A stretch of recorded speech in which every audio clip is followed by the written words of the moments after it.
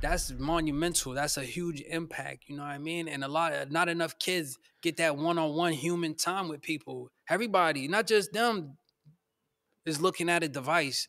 So when we can look young people in the eye and see who they are, and you know what I mean, tell them that they matter, and show them a book and spark their imagination and be right there, have I think that's the thing, is like have going through the experience with them, build up their confidence. So yeah, I think I put a battery in their back. You know what I mean? They need that. Everybody needs that. Like that little bird that's about to jump off the nest. I'm sure the little bird needs a little bit of encouragement from Big Mama Bird. You know what I mean? Or Papa Bird. Like, you got this, baby. You know what I mean? And what I hear is sometimes they actually push them. They actually be like, "You got to go. Like, there's no Yeah. you can't hang up out in here no more. You got to go." Right. And they go tumbling out, right? Like, it's almost like you can do this. You can do this, and you got to do this. You got to do this. You know.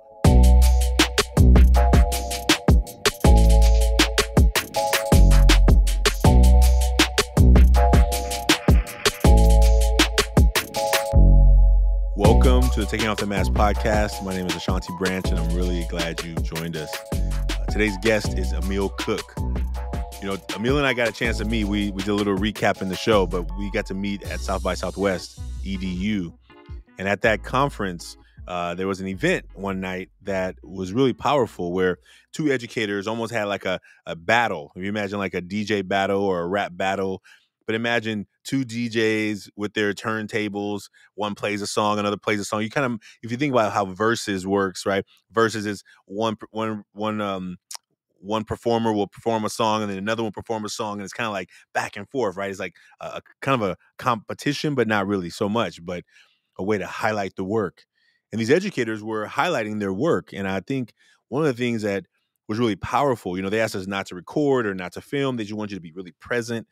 And when you're being really present, you can take in and like reflect in a lot of ways. And I think one of the things that stood out to me the most was an educator who talked about the challenges of education. And around the challenge of education, it happened to be that I was in that moment meeting Amil, and we got to talk about some of the challenges in education. And I think that being able to have a space where men of color or Black men can come together and talk about the challenges in education as educators, not just what our kids are experiencing, young people are experiencing, but what we as educators experience is so important and so valuable. And so having this conversation with him was really meaningful. And what you're going to hear in this conversation is just some elements of educators trying to help young people navigate the world in the best way possible. He talks about a story of coming to a value of education, being in South Africa and seeing a 7-year-old boy. You'll hear his story, tell about this 7-year-old boy who just wanted an education, He was living on the streets. He was homeless. His parents had died, but he said, I just want to get an education, because he even knew that the value of education would pay off in the long run. And I think that's a really powerful piece of this work, is how do we help young people, whether they're in college age, middle school, elementary school, high school, find a place that they can see the value of education. I'm not talking about necessarily that the college degree, although I think you should go. I'm talking about education in all its ways: personal education, financial education, social, emotional education, knowledge of yourself and culture. So many ways that we need to begin helping people find the value of learning. And that's what I'm really excited about this conversation. I'm excited that two educators got to come together and really take off our emotional masks and connect in a deeper way. And, you know, if you haven't yet made a mask, you can do that today. millionmask.org. I encourage you to go and make a mask if you haven't done it yet. If you've already made a mask, you can actually go in and share it with somebody you know. If you know a teacher, a principal, and an educator, share this with them. Share these two educators talking about school and education and masks. And we know that our schools are not going to get better just by hoping they get better.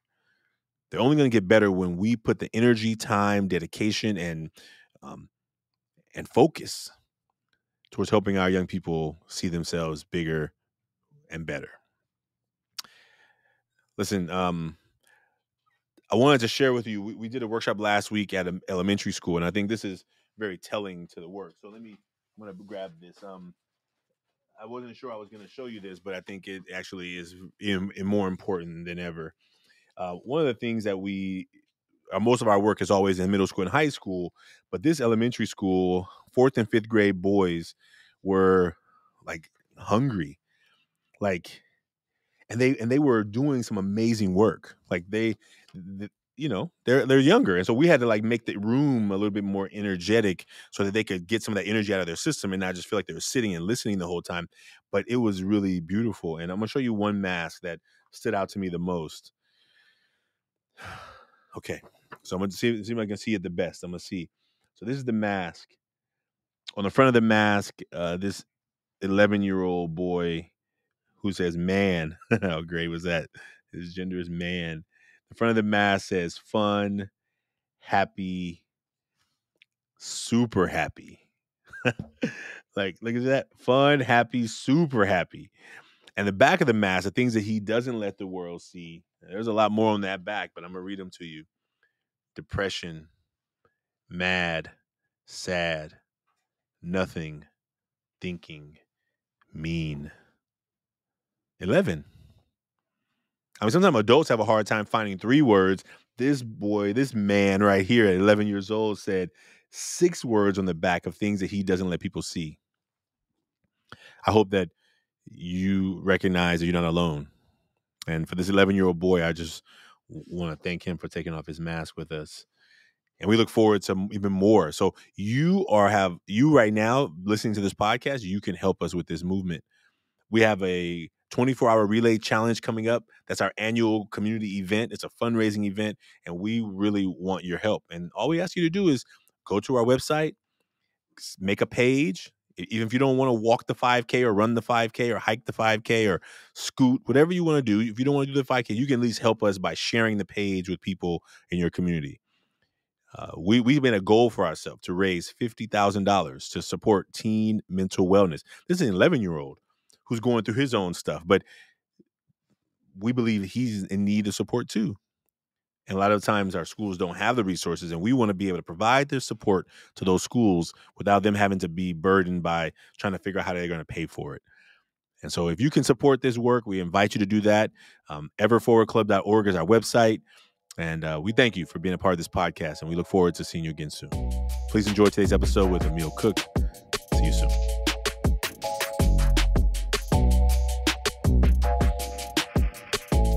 Welcome to the Taking Off the Mask podcast. My name is Ashanti Branch, and I'm really glad you've joined us. Today's guest is Amil Cook. Listen, some of you know that just recently we got back from South by Southwest. And at South by Southwest, there was an event. And this is, I don't even know how to describe the event. Let's just call it a DJ battle for educators, but there's no DJ. So an educator battle, but it's kind of hard to say that, right? Because there wasn't really a fight, but it was a powerful experience. And so I got to meet Brother Amil at this event, and it was a immediate connection. And I was like, we got to stay connected. And that was, a couple of weeks ago. And now we're having this conversation to go even deeper. So, Brother Amil, welcome to the Taking Off the Mask podcast. Brother Shanti, it's my pleasure. I'm real happy to be here, man. It was dope meeting you. That was a dope event, man. That was. And I think one thing that really stood out when you and I was talking is at this event that they asked us not to take any pictures, not to do any video, but there was a moment where an educator got a chance to really open up, and it was asked a really hard question about what is the challenges of leadership, and somehow we happened to be standing by each other when that answer was happening, and I was like, I never want to judge. I don't judge anybody.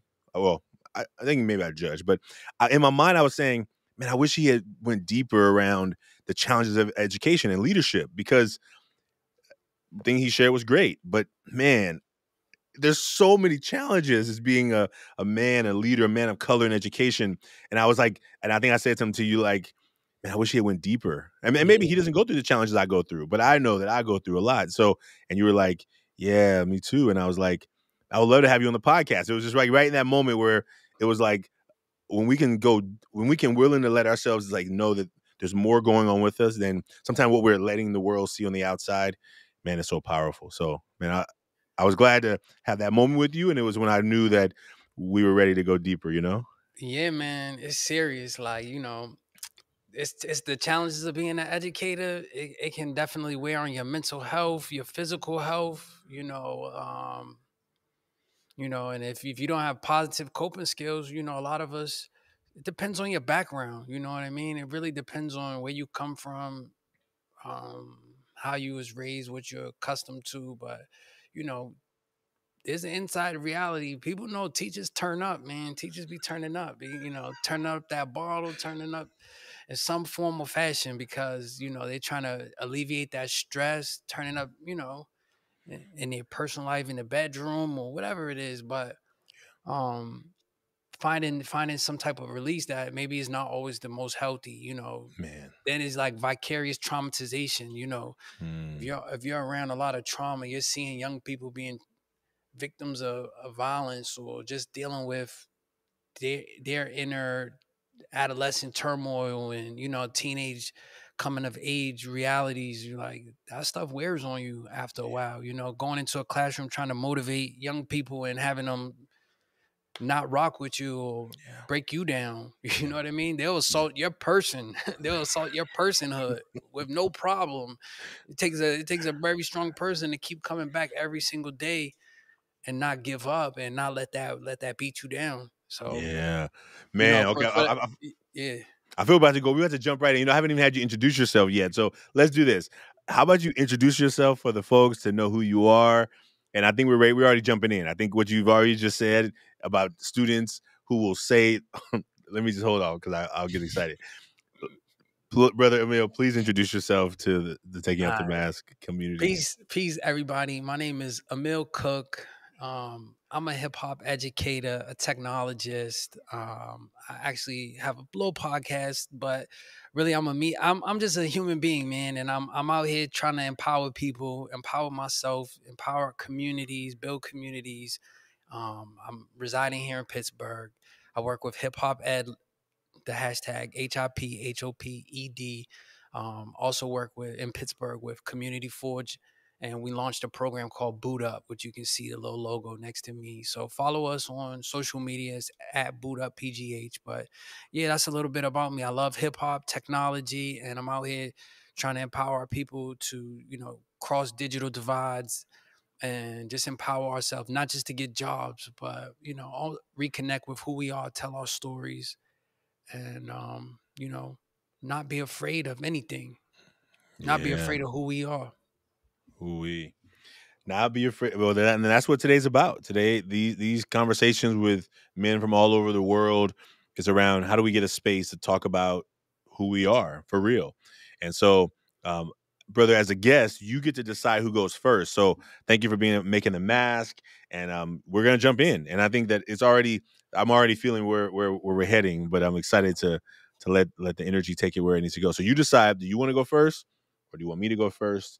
Um, I'm gonna let you go first. I'm gonna let you go first, brother Shanti. All right. So what I'll do is I'll share the front of my mask, and then I'll ask you to share the front of yours, and then I'll share the back of mine, and then you can go after that. All right, word. All right. All right. So I'm not sure what I was drawing today. Now that I look at what I was drawing, it looks like a ice cream cone. Maybe I'm. So that's the mask I drew, and the words I wrote on the front are dedicated, determined, and caring.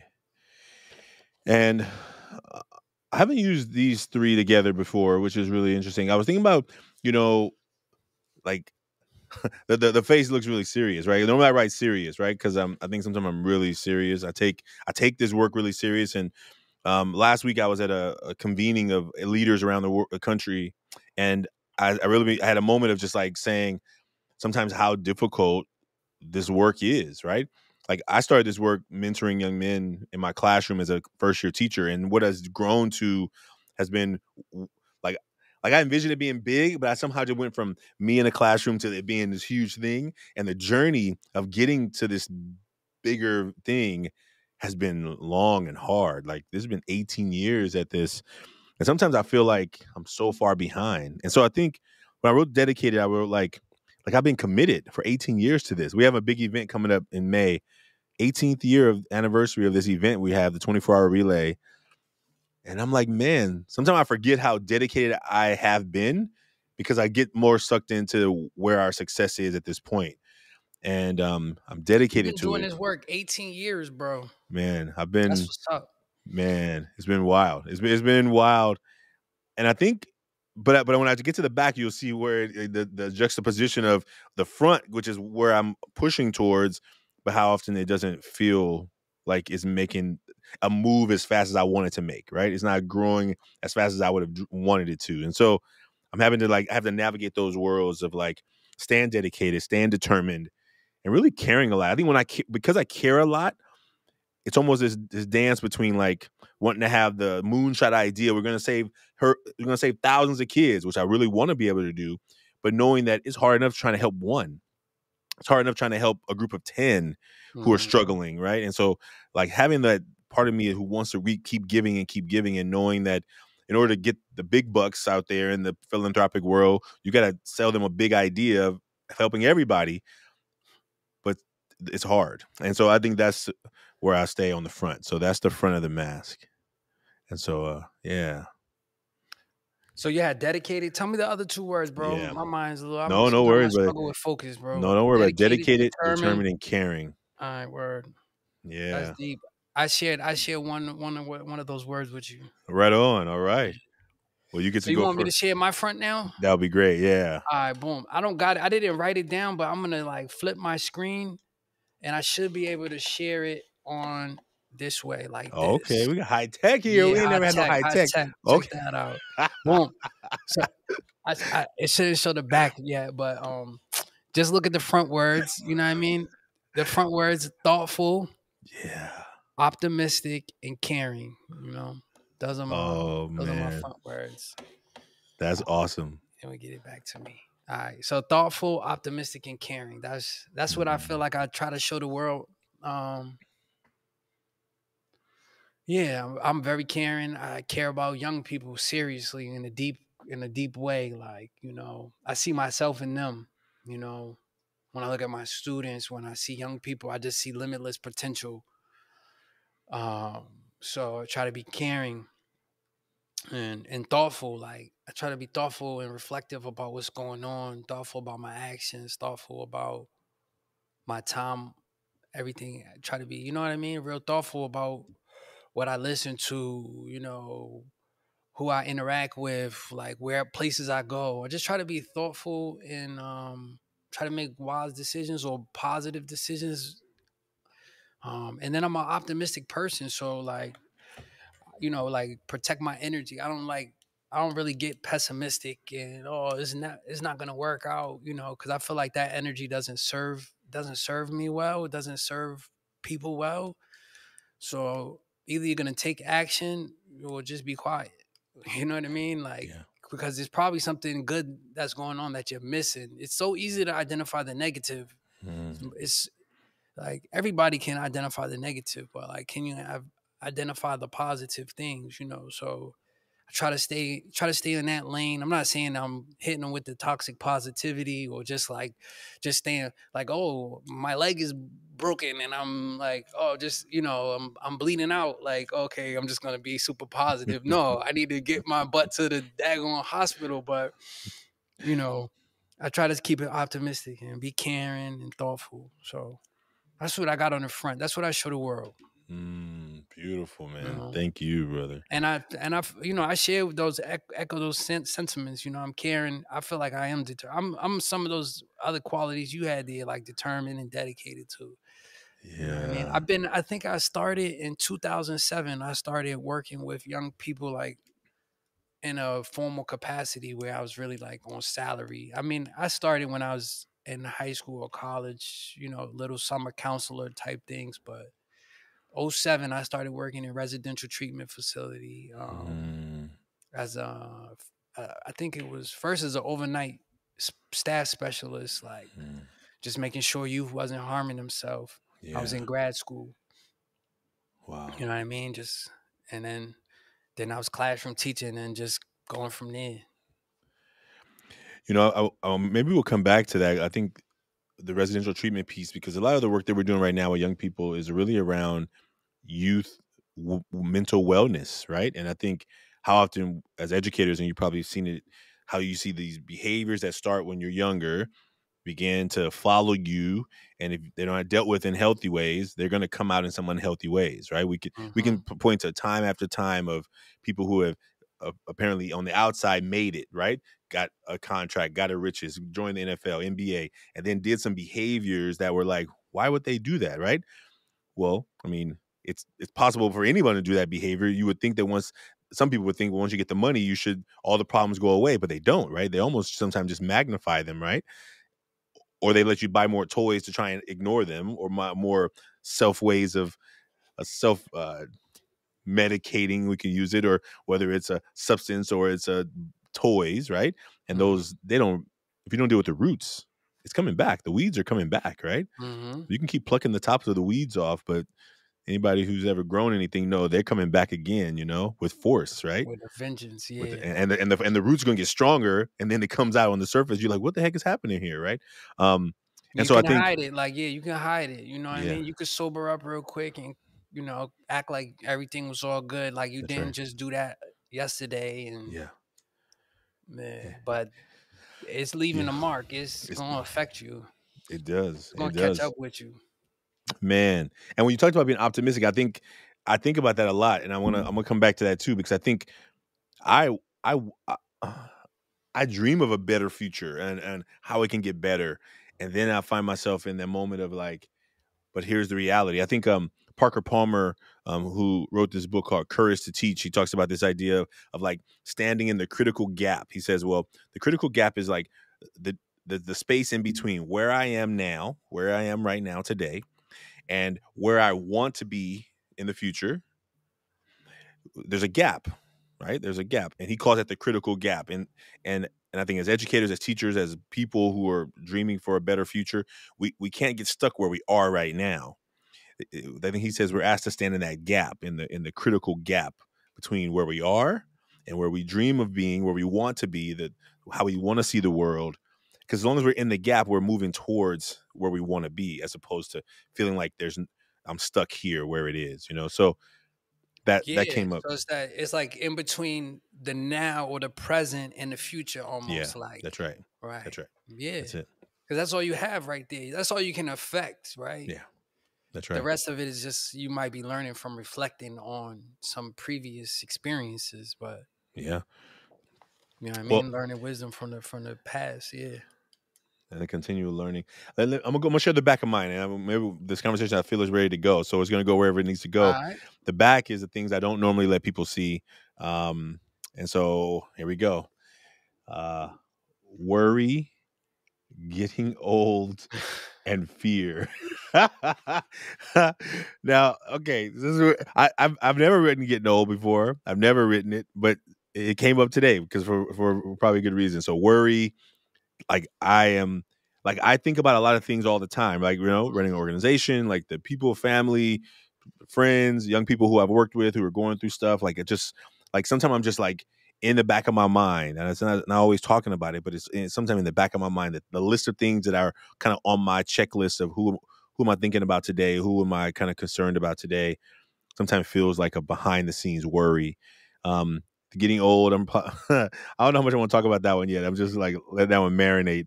And fear, you talked about fear earlier. Fear is one of the things that I think in this podcast I talk about it more than any other place, but fear of failure, maybe even sometimes fear of success. Like I was listening to uh, Sean Croxton this morning. He talked about this idea of how he was doing this work, and he was like, my business was going stagnant. He said this fear of success because as you become more successful, there's more demands on you and more demands on your time, you know.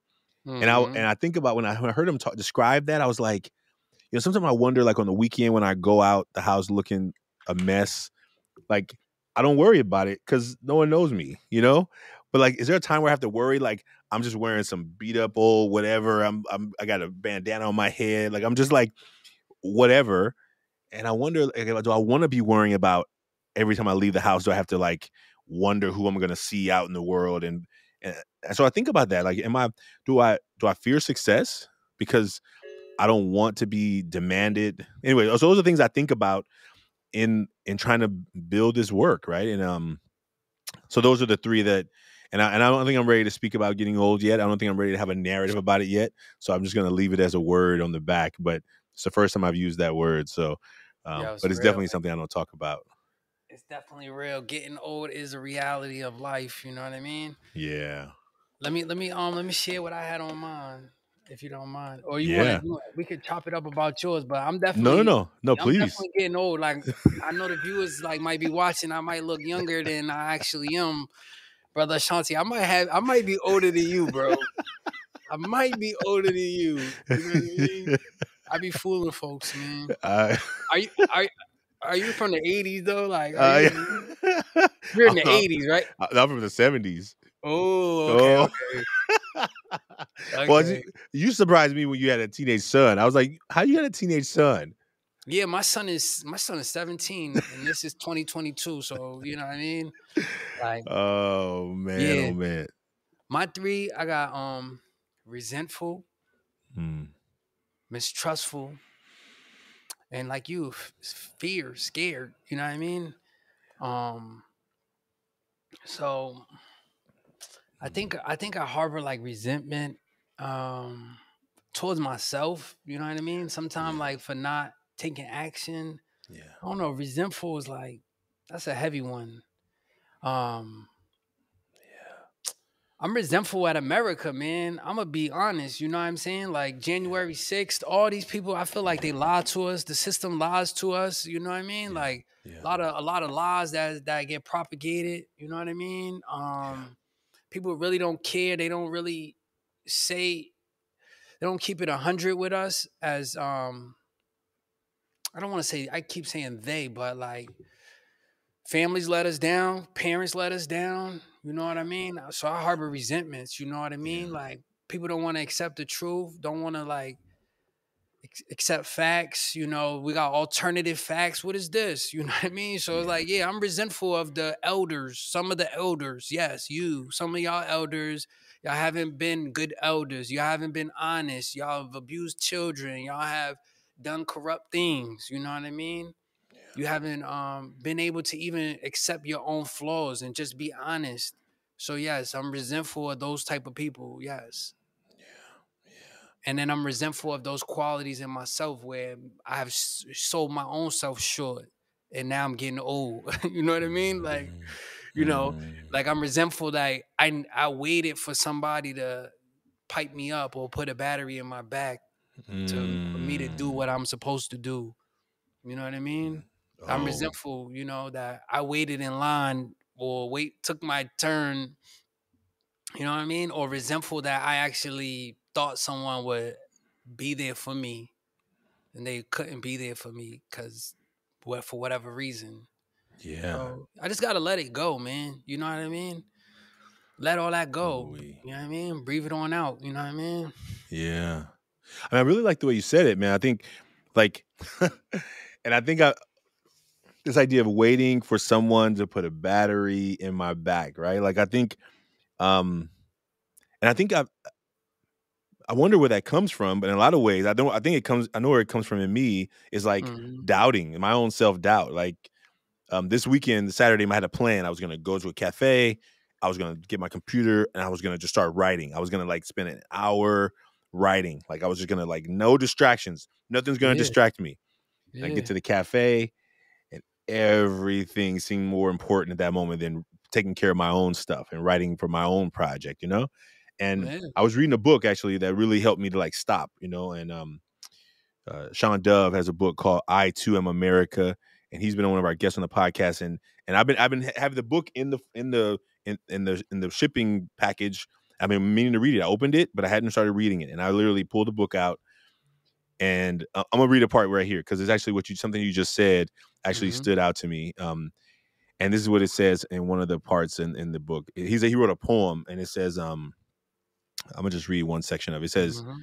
um, I almost got to read the whole thing almost, but it's kind of Go long. ahead, bro. Um, Yeah, it's all good. so he said, whilst that poetry in motion, I stopped to look in a brother with ways to which write a book.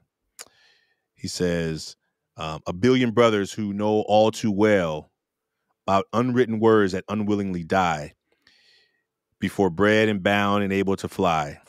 Why do my brother's words wear weights of woe? My ears to the ground, I'm dying to know.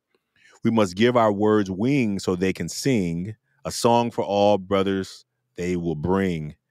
The ability to dream, to fly, and to soar is to you, my brothers, these words are for. To give your words a life, you must sit and write your story with tales of what life is like. Do me a favor and set your words free because I need to hear them. Do it for me. And it was that moment where, like, what? Like, it was like I'm trying to, like, I'm escaping the idea that I should be sitting and writing. And this poem I read in this book is saying, I need you to sit down and write. Like, what? Like, Hmm. and it was almost exactly, it's like that. It was that moment of just like, okay, Ashanti, like, you got to do it.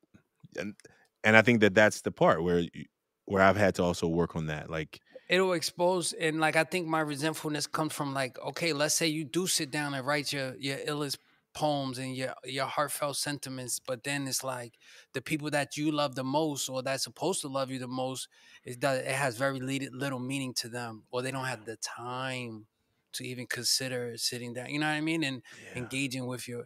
So it's like it might have impressed all these other people, but the people that it's supposed to impact or that yeah, you would want it to impact, you know yeah, what I mean? It might not even reach them, or they too busy. You know yeah, what I mean? So that's where I think some of my resentments come from. You know what I mean? man. It's Well, heavy. it is, it Yeah, is. yeah, yeah. And maybe you see it. Do you, like, maybe as an educator, do you see it? Do you see it show up in young people too? Do you see, like, they may not have Yes. words, they may not have the word resentment, but you see their behavior, their attitude, and you're like, I see Yeah, I something. think a lot of their anger comes from similar places. You know what I mean? A lot of parents just pass off their kids a iPhone, an iPad, an Android. You know what I mean? A smartphone. You know, buy them some V Bucks, some Robux. You know, and it's like, nah, the kid will go on, build something in Minecraft or in Fortnite, get some accomplishment, come and grab you and be like wanting to show you. They want to engage, they want you to engage with them ultimately too. You thought you had just bought them the toy and that's all that would like give you the break that you wanted to go back to adult world. But nah, like they're gonna still be happy that you got them that, but you can still trigger resentment in them the minute you don't have time to like look at what they accomplished on that Mm, platform or in that platform. So, you know what I mean? I think like a lot of you feel like that. A lot of you feel resentful, like resentful when parents is like leaving them to do, you know, adult activities, go outside and go to the club or go, you know what I mean, yeah, go to a fancy restaurant and leave them at the house with the babysitter or, you know, with a relative. So yeah, kids know, you know, they know what you value. They know that you might not value them yeah, to the max. yeah, You know what I mean? They mm, feel it. They feel it. Trust and believe. They feel it. And you could justify it in your mind and say, yeah, you really value them. But the sacrifice, that's what shows where the value's at. What you'll sacrifice for. You know what I mean? yeah, What you'll sacrifice, and for a lot of people that come to what you spend money on or what you spend time on. yeah, You know what I yeah, mean? It's like, yeah, you gonna say you love, every parent is gonna say the right things that they really care about their kid. And yeah, you know what I mean? Like, I don't know, it's 2022. How many parents is still reading books to their kids at night? I don't know. Like spending that quality time with their kids. Like, you know what I mean? I don't think that that's as much of a tradition as it was a couple generations ago. I don't know. You know, I would encourage parents to read books to their kids. I got a whole gang of children's books around me, and I try to take a little bit of time I can visit early childhood centers and daycares and try to read for kids, because that's monumental. That's a huge impact. You know what I mean? And not enough kids get that one-on-one human time with people. Everybody, not just them, is looking at a device. So when yeah, we can look young people in the eye and see who they are, and you know what I mean, tell them that they matter, and you know, show them a book and spark their imagination and be right there, have a like a I think that's the thing, is like have going through the experience with them, build up their confidence. So yeah, I think I put a battery in their back. You know what I mean? They need that. Mm. Everybody needs that. Like that little bird that's about to jump off the nest. I'm sure the little bird needs a little bit of encouragement from Big Mama Bird. You know what I mean? Or Papa Bird. Like, you got this, baby. You know what I mean? And what I hear is something they actually push them. They actually be like, "You got to go. Like, there's no Yeah, you can't hang up out in here no more. You got to go." And they right. go tumbling out, right? Like it's almost like you can do this. You can do this, and you got to do this. You got to Hmm. do this. I saw you on your Instagram reading books to some kids, and I mean you could tell how excited they were to have you there. They were just like, I see it. It was like talking about a chameleon or something. They were like, I see it, I see it. And they were all, I mean, they were out of, I mean, it was amazing. Like you can hear the teacher saying, oh, no, calm down. But they were just so excited, right? The energy that is almost like I'm amazed at elementary, early childhood teachers because I don't, I'm sure that I don't have that kind of energy, Yeah. yet, or at least at this I used point. to think I just was good with high school students, but like now as I'm getting more seasoned, I guess that's a better word than old, getting more seasoned, I feel like I'm appreciating working with the younger kids even more too, you know. Yeah, Frederick yeah, Douglass got that famous quote about like it's easier to like work with to build up children than to fix broken men. You know what I yeah, mean? But yeah, sometimes I feel like, there's a lot of hope with the youth, and yeah, just getting to them too. But yeah, but I really do value education. I do love it so much, man. So I give yeah. them my all. I give them my energy, and so that's what it is. Let me see what other words I had up there. Mistrustful, yeah. Mm. That's another Ooh, thing, talk about worrying, you know what I mean? yeah, Mistrustful. Sometimes I can be mistrustful, misjudge people, misjudge situations, yeah, you know what I mean? yeah, for real. Even my own son, like or my own, you know what I mean? I'll be like, what you do, like, and this is to all the parents out there. A lot of time we see our kid or the teachers, you see the kid with the phone, what do we automatically assume that is they're doing something wrong? It's not always the case. It's not always the case. They're not you. We give them our point of reference, you know? what you smiling at over there? What you smiling at? What you looking at? What you looking at? Right? Like the stuff, right? I've been guilty of it for sure. Like, and sometimes with the youngsters, I want like what I've learned from them, and I had to learn this literally in live action, like they in their minds are multitasking a lot better than we have ever needed to or had the ability to because we were in a room, there are friends there, we're talking to them, but they're like talking to them and in a device and playing a game and like the mold. And then what happened over the pandemic is kids were like listen to a teacher, listen to music, playing a video game, and hanging out with their friends in the same room at the same time because all they need to do is be seen like this, right?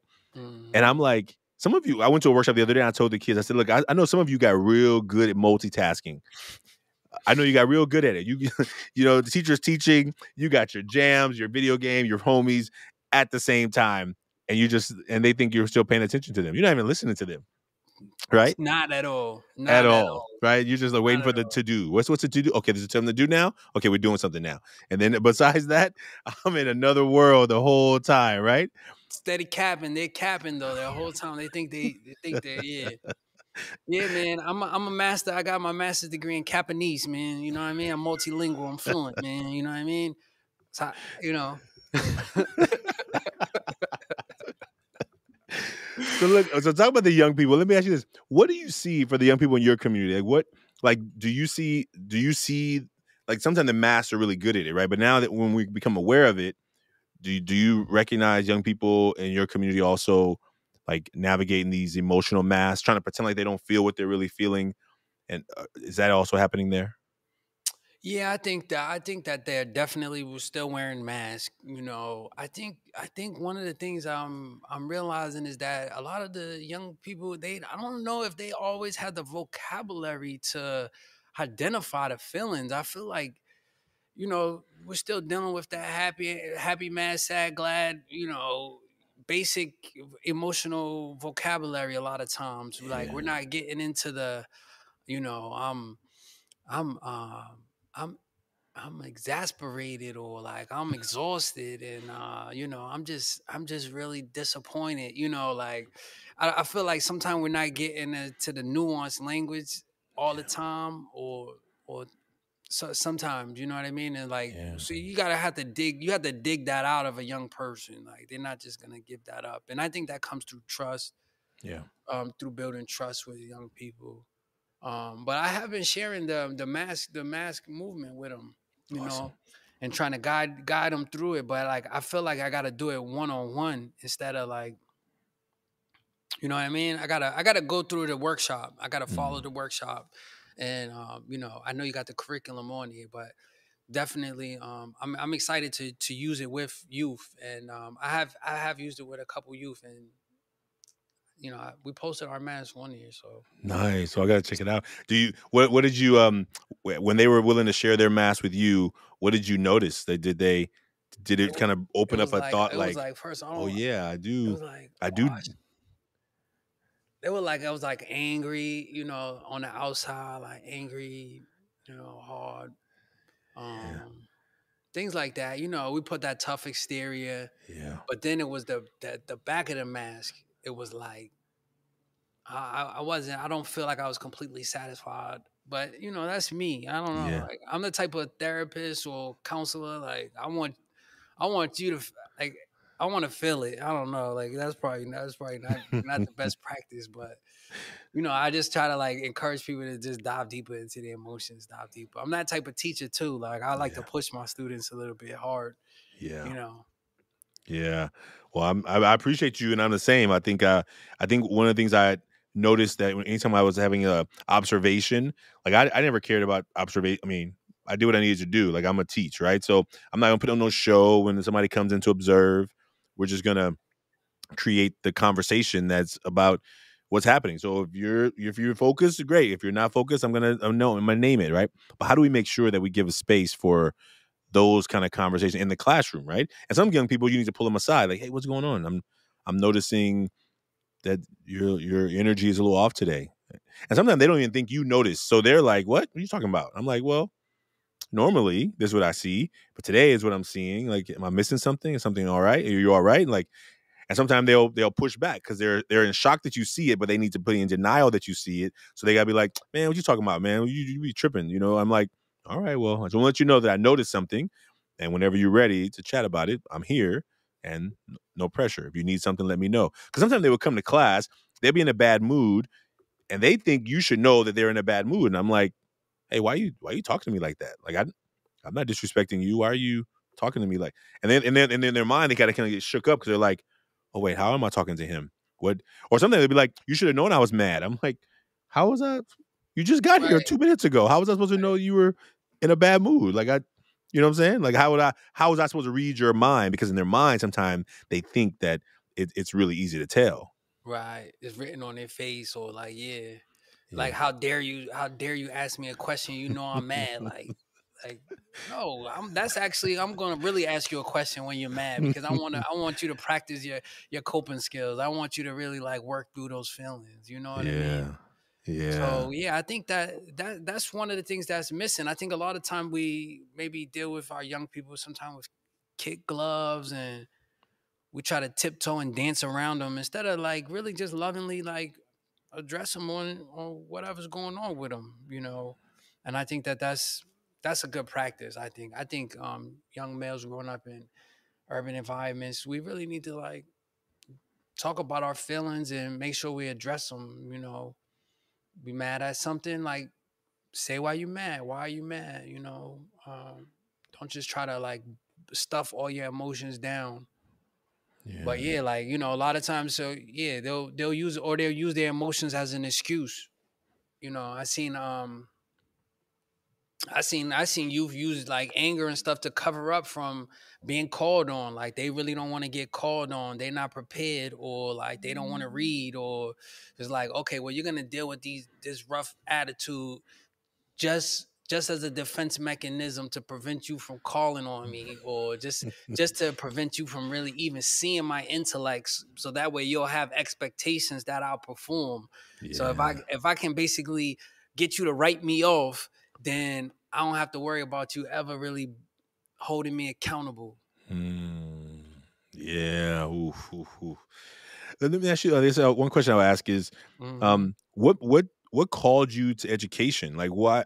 What was it? You know, the stuff you did when you were at the rehabilitation center. You talked about the residential treatment center, but what was it that in education, or what was about the profession that you were like, this is where I need to be? And what maybe that's a question I'm curious about. Yo, I love education, man. I think just growing up in the '90s in the early '90s in Boston, and just the climate, man. Like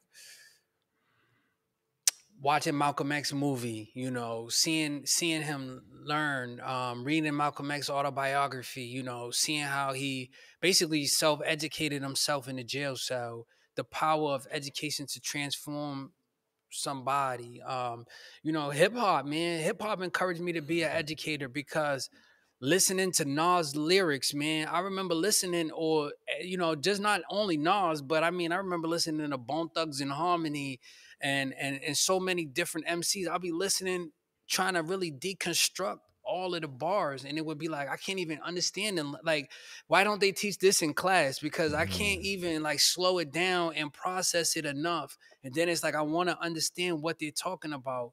So I always loved learning. So to me, like, and I liked learning in class, and I liked classes that was fun. So to me, it was like I want to learn. I like learning so much and engaging. I like when the teacher would bring in not just a regular overhead, but bring in the dang on VCR box. You know what I mean? Like bring in the TV with the VCR strapped to it in case it was a fight or something. It wouldn't the TV wouldn't fall off, but or the DVD player. I mean, I don't think I really remember the DVD player. We was using VHS, but that was that was lit for me, and so exciting. And so I love learning, and then I love learning like Black history. I went to HBCU, that got me piped up for learning even more. Like Dr. King, I had so many great teachers, man. Growing up, I had some motivational teachers. I plan on writing about it. I plan on telling the story more in depth. But I just got turned up for education, turned up for learning. So by the time I was finishing, I majored in African American studies. okay. So I just could, I had went in college trying to major in comp sci, and then I ended up switching because I don't at the time I didn't feel like the comp sci department really was offering me the cutting edgeness that I needed, or the look of cutting edgeness, which is Yeah. my own fault. But Yeah. I switched to African American studies, went in on that. I got to study in South Africa. I did a Nice. study abroad semester, summer semester, where we studied human rights, and it was 10 years after the end of apartheid. Mm, And I remember like meeting a little boy. He was on the street. He was performing on the street. He was like only 7 years old. His name was Kulego, which wow. I guess means freedom in Zulu. Mm, And over the course of this semester, we got cool with him. You know what I yeah. mean? They would chase the youth. They would chase the youth off the away from the hotel we was staying at. It was crazy. So we had to like I had snuck him in the hotel in a duffel bag. You know what I mean? Tried to, I would give them clothes and stuff. Me and my homies, we were kicking it. You know what I mean? We'd give him clothes, bring him sweater. He had flip flops on. Now, remember, it's summer semester for us, but it's winter for them in South Africa. mm, So he'll come back the next day with all the stuff taken and be like, "Yo, what's up? What's going on?" He's like the older boys, the older street boys would just beat him down, mm, shake him down because they got to huddle up. They live together. It was so yeah. many like homeless youth. You know what I mean? Mm, And I remember him like one of the nights we try to feed him. Sometimes he'll get sick just because he's not used to eating like a full meal. You know yeah. what I mean? He's smoking already, like 7 years old. You Yeah. know what I mean? Teaching us about the drugs in South Africa, like 7, 8 years old. And I remember him crying, just saying how he had lost both his parents, and his dream was just to get education. Yeah. You know what I mean? Made me think like I'm on Morehouse campus, skipping classes, hanging out. You know what I mean? Yeah. Just you know, developing bad habits myself, you know what I mean? Or like continuing thinking that, this is authentic, just hip hop style, just really like not capitalizing on my own education. So Yeah. I think experiences like that, man, just fired me up for education and teaching Yeah. and just making a difference. I know the difference that one teacher can make. I know the difference. Yeah. Man, thank you for sharing that, brother. Yeah. Thank you for sharing that. I'm excited to. I think this is maybe the first of many, and I think that I'm hoping that the work that we're doing with this movement can serve you and your students right now, like this year. So I look forward to how I can support that work for you, brother. Like I want to do that, and I know that only a matter of time where this work gets a chance to infiltrate more communities when we can give young people. I mean, the adults need it too, right? The adults need to know that they got their mask too. But for our young people to know that they're not alone, one, that there are adults who get them, who can see them, and finding those spaces where they can take off and just rest in a moment, just being able to be able to say, like, take a breath and know that people got your back, right? And I think that's what we need. I think that's what I needed growing up, and I think the reason Ever Forward started was because I was trying to build what I never had, and seeing the Hmm. students who were brilliant, smart, talented, but had a rules around the school that's cool. Smart wasn't cool, so they had to put on this show, and so thank you for the work you're doing, brother. And I hope that this is just the beginning. You know what I mean? I hope so too. I hope so too, Ashanti. It's dope to be on here. My little message to the youth before I go, man, it's cool to be different. Be yourself, man. Step into your power. It's okay to be scared. It's okay to be intimidated. You know what I mean? But you're strong. You have value. Step into it. And I believe in you. You got to believe in yourself. Like it's all right. Like you know what I mean. Like be smart. Be who you are. Like Yeah. tell your story. Like don't let your if you hide and run from your story will like bury you. But if you Mm, embrace it and you tell it, you'll have victory. You know what I mean? And I always tell students too, you can't have victory if you're a victim. We've all been a victim, but you can't have victory if you let that situation, you let those experiences just dominate you. So, there's freedom in talking about it. There's freedom in mm, and letting people know who you are, what you've been through, where you're going. You got to speak it into existence. So, you know what I mean? I yeah. just want to send out love to the world, to the youth of America, to every hood in the world. You know what I mean? We are great. We come from greatness. Don't believe the lies. Don't believe, the media. Don't believe anything that makes you feel less. You know what I mean? And don't accept less for yourself either. You Mm, understand? Just because you're in a difficult circumstance doesn't mean no. You can have nobility and yeah. still you can have nobility. You are noble. You are great. You are a person of character. You can have great character and you're going through great trials because it's building you to have great character and you just need to accept that and don't stop fighting for that. There's nothing else to say after that. Like that's your monologue, brother. We're gonna clip that one, and that's gonna be the monologue to the young people today to listen to that. I'm not saying nothing else. Tell folks how they can follow you, find you, where you want people to know about the work you're doing, what's projects coming up. Let them know, and we'll put all this in the show notes, folks, too. Okay, word. You can follow me. My personal account is at Amil. That's Amil Cook Cook. So you can just follow me on all social media platforms. That's my handle. You can follow my professional work. I'm starting a real live tech empowerment program. It's called Boot Up PGH. Boot Up BOOTUP. Boot Up. It stands for Boot Up PGH. That stands for Pittsburgh. So that stands for building our own technology, uplifting people. Because I feel like I want to make a difference with tech and youth and the community. Because sometimes we're intimidated about technology. We should actually be the creators of it, and we are the creators of it. We're the ones who make tech Mm, pop. But now it's time for us to get our rightful due and have ownership of that. So yeah, those are the two platforms you should really follow me on. Is Boot Up PGH TUPPGH and Amil Cook. And then tap in with the Hip Hop Ed Network. That's HIPHOPED. You can search up the hashtag on IG, on Twitter. And then lastly but not least is the Extraordinary People Next Door podcast. I got a podcast with my brother Jason, and we go around the city of Pittsburgh, and hopefully we're going to go beyond. And we just interview extraordinary people that get often overlooked, you know, like people like yourself, people like brother Ashanti. That's dope educators, dope community activists, people doing innovative things. We just try to tap in with them. So yeah, those are the platforms you can follow me at, man. Appreciate you having me on, my brother. Man. And yeah, let's keep it rocking, man. Let's do it. I appreciate you, man. Well, thank you for being on the podcast. And folks, you can make a mask at millionmask.org. And we look forward to hearing from Amil again soon. This is just the beginning. So thank you, brother. Appreciate you. Thank you, man. Peace.